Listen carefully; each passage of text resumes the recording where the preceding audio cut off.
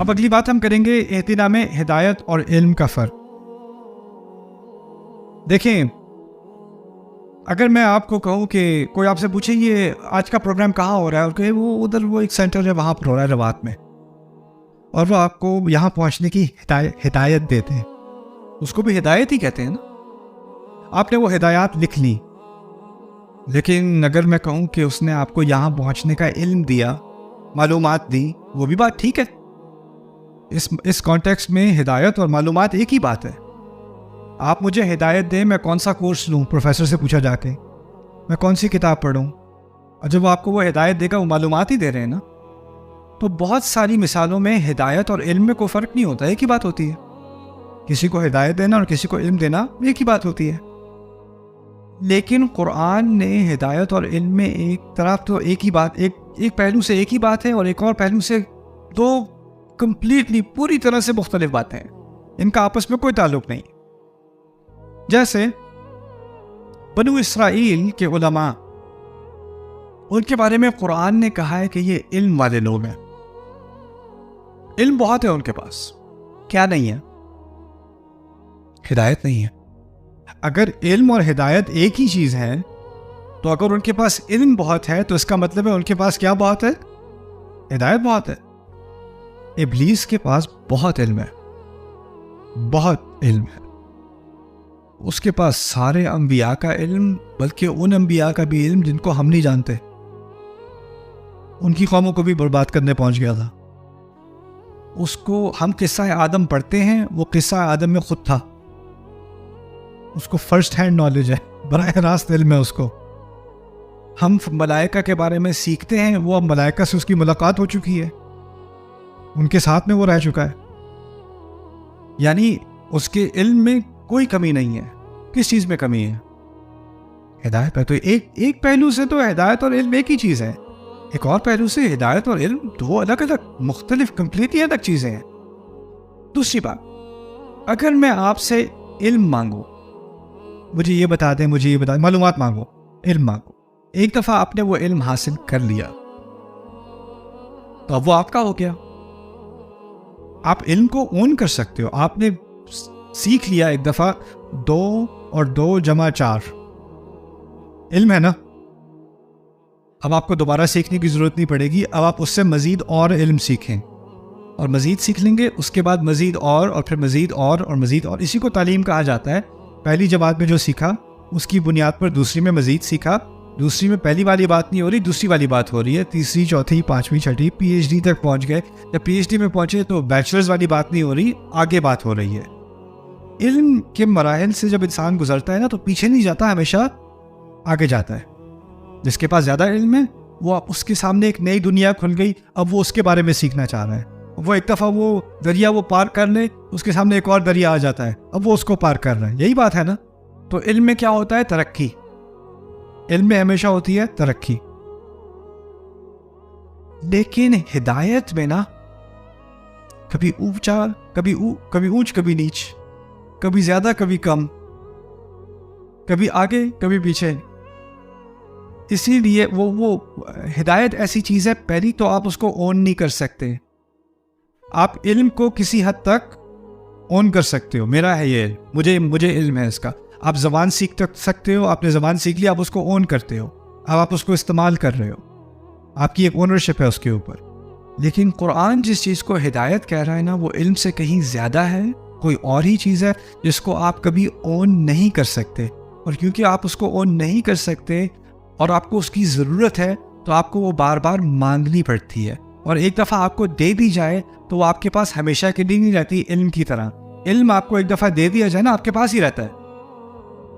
علم ایک دفعہ مل جائے تو رہتا ہے. اگر آپ کو خاص کر آپ کو اس میں دلچسپی ہو اور آپ نے ٹھیک طریقے سے سیکھ لیا ہو تو وہ آپ کے پاس ہی رہے گا. علم ساری زندگی آپ کے ساتھ رہے گا. وہ علم، کسی نے ایک دفعہ آئل چینج کرنا سیکھ لیا یا گھر کا دروازہ فکس کرنا سیکھ لیا، اب اس کو پتہ ہے، اس کو بار بار سیکھنے کی ضرورت نہیں ہے، اس کے پاس وہ علم ہے.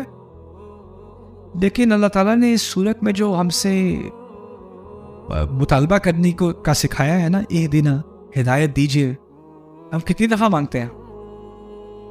کم از کم دن میں اگر 5 وقت کا نمازی ہے اور صرف فرض نماز ادا کر رہا ہے، صرف فرض، 17 مرتبہ ہدایت کا مطالبہ کر رہا ہے. اور یہ مطالبہ ہم صرف اللہ تعالیٰ سے ہی نہیں کر رہے بلکہ ہم یہ کہ سنت پوری کر رہے ہیں، اور یہ سنت ہے ہمارے نبی کی صلی اللہ علیہ وسلم نماز، اور وہ ہم سے کہیں زیادہ نماز پڑھتے تھے، یعنی ہم سے کہیں زیادہ مرتبہ اللہ کے رسول اللہ سے کیا مانگ رہے ہیں؟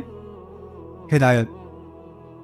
انسانیت کا ہادی، انسانیت کو ہدایت دینے والا انسان صلی اللہ علیہ وسلم اللہ تعالیٰ سے بے شمار مرتبہ ہر روز کیا مانگ رہا ہے؟ ہدایت۔ علم تو ہے ان کے پاس، اور میں تو یہ بھی کہوں گا کہ ہدایت بھی انہی کے پاس ہے، لیکن پھر بھی وہ ہدایت کیا کر رہے ہیں؟ مانگ رہے ہیں۔ اس کی مثال اب میں آپ کو مثال کے ذریعے سے سمجھاتا ہوں۔ قرآن کو بھی ہدایت ہی کہا ہے، ہدا کہا ہے، اور قرآن نے قرآن کی مثال سمجھانے کے لیے پانی کی مثال دی ہے۔ قرآن کا نازل ہونا بارش کے نازل ہونے سے اس کی تشبیہ کی گئی ہے قرآن کے اندر۔ پانی کے بارے میں سوچتے ہیں، پیاس لگتی ہے، انسان کیا کرتا ہے؟ پانی پیتا ہے۔ ایک دفعہ پانی پی چکا تو یہ نہیں کہتا چلو پانی کا تقاضا تو پورا ہو گیا، اب کسی اور چیز کی طرف زندگی، نہیں 2-3 گھنٹے بعد کیا ہونا ہے؟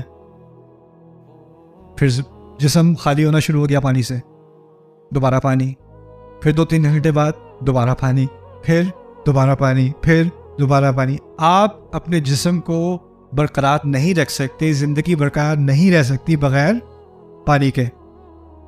اسی طرح میری روحانی زندگی برقرار نہیں رہ سکتی بار بار کیا چیز لینے سے؟ ہدایت۔ اہدنا اہدنا اہدنا اہدنا اہدنا۔ علم رہے گا، اور پتہ ہے علم کسی کے پاس بہت زیادہ بھی ہو جائے نا، اس کا مطلب یہ نہیں ہے کہ اس کے پاس ہدایت ہے۔ مجھے جتنی ہدایت کی ضرورت ہے اتنی آپ کو ہے۔ آپ میں سے کئی مجھ سے کہیں زیادہ تعلیم یافتہ ہیں، آپ میں سے کئی کم ہیں، لیکن ہدایت کا مطالبہ ہم سب کا ایک ہی جیسا ہے، اس میں کوئی فرق نہیں ہے۔ اس میں آپ کی ڈگری سے کوئی فرق نہیں پڑتا، آپ نے قرآن حفظ کر لیا ہے۔ قرآن کا حفظ کرنا علم ہے یا ہدایت ہے؟ علم ہے۔ علم کے زیادہ ہونے سے ہدایت کی گارنٹی نہیں ملتی۔ ہدایت کا راستہ آسان ہوتا ہے، اس میں کوئی شک نہیں۔ اب آپ کے پاس وہ معلومات ہیں جن کے ذریعے سے آپ ہدایت لے سکتے ہیں، لیکن اس کا مطلب یہ نہیں کہ آپ کے پاس اصل میں ہدایت ہے۔ آپ کے پاس معلومات ہیں، ہدایت اور چیز ہے۔ ہدایت مانگنی پڑتی ہے، ہدایت کبھی آپ اون نہیں کر سکتے۔ اس کا مطلب کیا ہوا کہ میں یہ کبھی نہیں کہہ سکتا اللہ کا شکر ہے پچھلے سال اللہ نے مجھے ہدایت دے دی، اب میری دعا ہے کہ باقی فیملی کو بھی ہدایت دے دے، کیونکہ مجھے تو دیتی اب میری جیب میں ہے، ان بیچاروں کو بھی مل جائے تو ان کا بھی بھلا ہو جائے۔ میرے ذہن میں کبھی آئے گا نہیں کہ میں اب ہدایت کے اسکول سے گریجویٹ ہو چکا، میری ہدایت کی ڈگری ہے، باقی بیچارے مسکین اب ان کو دینے کی ضرورت ہے۔ یہ ذہنیت آئے گی نہیں میرے دماغ میں کبھی، کیونکہ ہر نماز میں میں اس بات کو اپنے آپ کو یاد دلاتا ہوں کہ مجھے کس چیز کی ضرورت ہے؟ سب سے پہلے ہدایت کی۔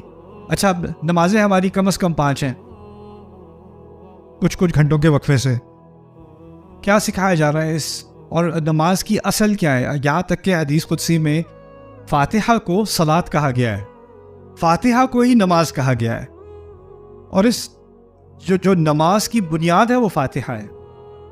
اور اس فاتحہ میں جب میں اللہ تعالیٰ سے ہدایت مانگ رہا ہوں، پتہ ہے اس کے مقاصد میں سے ایک مقصد کیا ہے؟ یا اللہ یہ ظہر کی نماز ہونے لگی ہے، ظہر اور عصر کے درمیان میرے سامنے بہت سارے فیصلے کرنے کو ہوں گے، چھوٹے اور بڑے، ادھر دیکھوں یا ادھر نہ دیکھوں، یہ کہوں یا یہ نہ کہوں، یہ جواب میسج میں بھیجوں یا نہ بھیجوں، اس طرح سے اس ڈیل کو ہاں کروں یا نہ کروں، اس کے بارے میں کسی سے اور بات کروں یا نہ کروں۔ فیصلے کرنے ہوتے ہیں نا یہ ہر لمحے میں، اور اس ہر فیصلے کے لیے یا اللہ مجھے کیا دے؟ ہدایت دے۔